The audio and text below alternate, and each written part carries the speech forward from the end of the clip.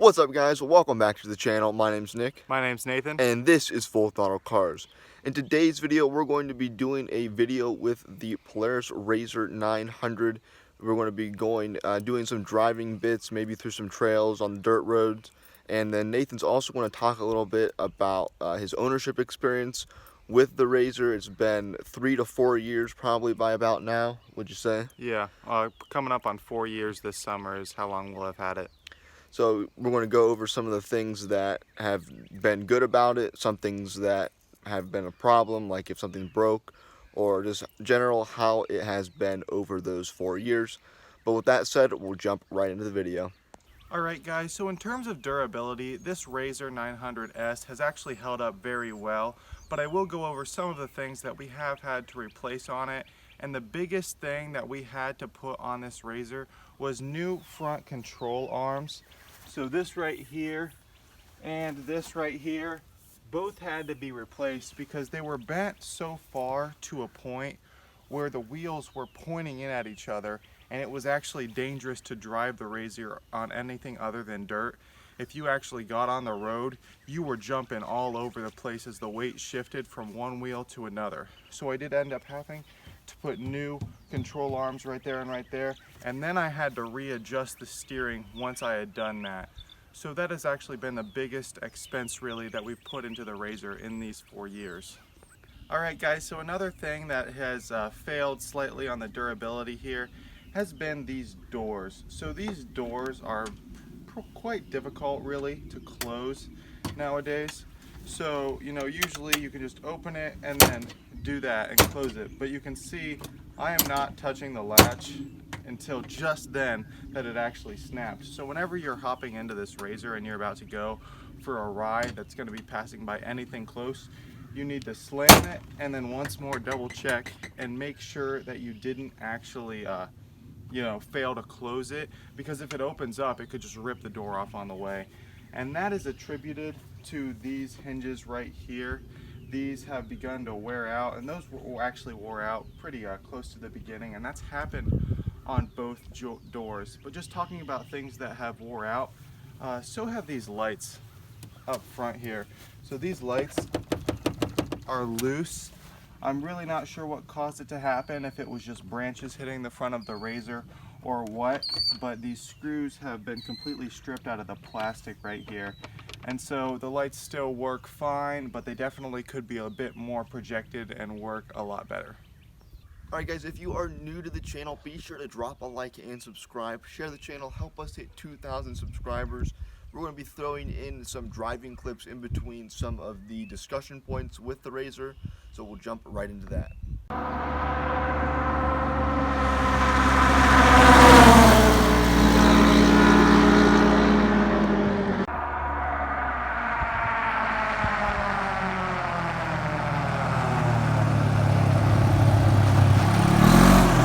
Alright guys, so one last really negative that I want to mention about the RZR here is that this plastic piece was pretty easy to break off. If you come up and look right here, there is a nasty crack that runs all the way in. And then if you look around the back here, it is all the way up in there. But what happened is that this thing grazed a tree on the left, and we really actually weren't even going that fast. I was just kind of climbing around rocks. And all of these plastic pieces in here, there are these weird screws. I've actually got my hand on one of them, which is broken. So I guess I'll show you guys that a little bit closer.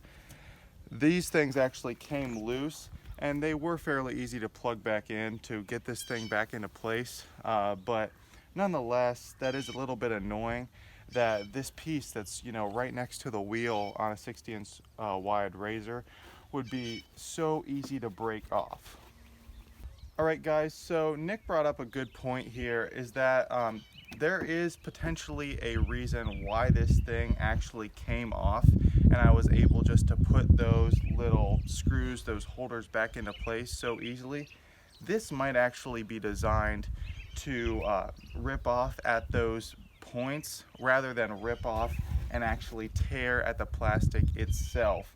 So that actually might be a bit of a positive for the machine itself, but nonetheless it did fall off whenever we were riding.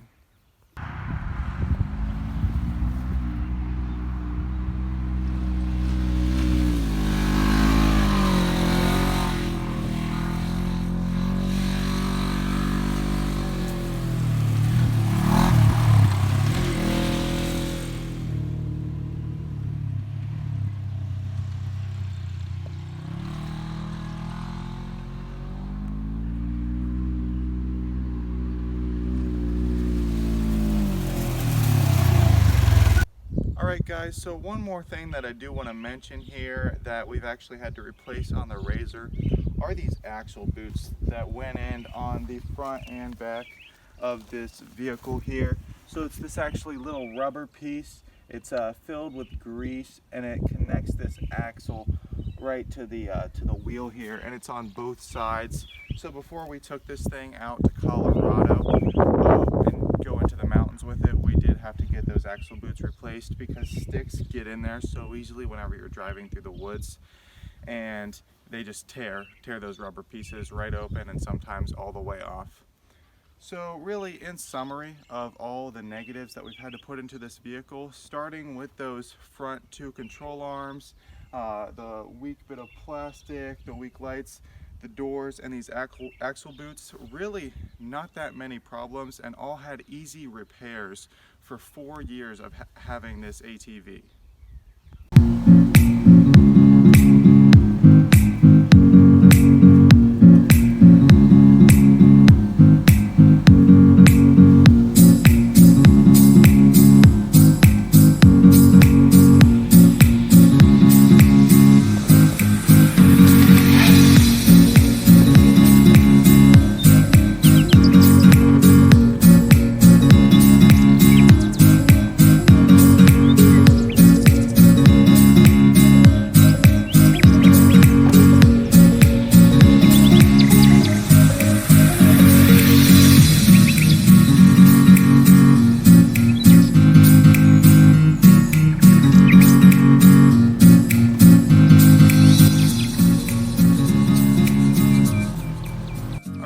So I want to mention some of the positives that have really stood out for me whenever driving this RZR for 4 long years. And the biggest one that I do want to mention is the shocks. So these shocks here, from the beginning, whenever we went over nasty bumps, they always surprised me with how well they were able to keep the driver and the passenger feeling very comfortable. And they have not lost that ability. They continue whenever going very quickly over, very deep ruts, just tend to blow me away whenever I brace myself, if you know what I mean, to hit that bump, but then I just barely feel it because these shocks did such a good job of actually keeping me protected. So those have been a huge positive. And along with that, the engine itself has done very well. There have been no major mechanical problems with it, other than maybe the belt replacement that we had to do once, but the belt is something that is really designed to wear out. You know it's going to wear out, and it's something that you can actually replace on the trail. If all you have is a couple tools, you're able to go around to the back here and actually take off the belt, throw on a new one, and then just keep driving. Alright guys, so now that I've mentioned all the positives and negatives that have stood out to me with this vehicle, I want to give you guys my overall opinion on how this thing has held up. And I just definitely want to say it has held up very well, much better than I ever would have expected whenever we first purchased this thing in 2017. Now having it in 2021, it has had very few problems, and all have had very nice, easy fixes. And once more, not has it had just small problems, but it's had huge positives like that I mentioned, like the shocks that I actually expected to downgrade after a while, but they just continue to push forward, and this machine maintains its high-end durability and quality for driving through the woods. Alright guys, so that is going to do it for this video. If you enjoyed, be sure to go down, drop a like, and subscribe. Share the channel, help us to hit 2,000 subscribers. But with that said, we'll see you in the next video. Bye guys.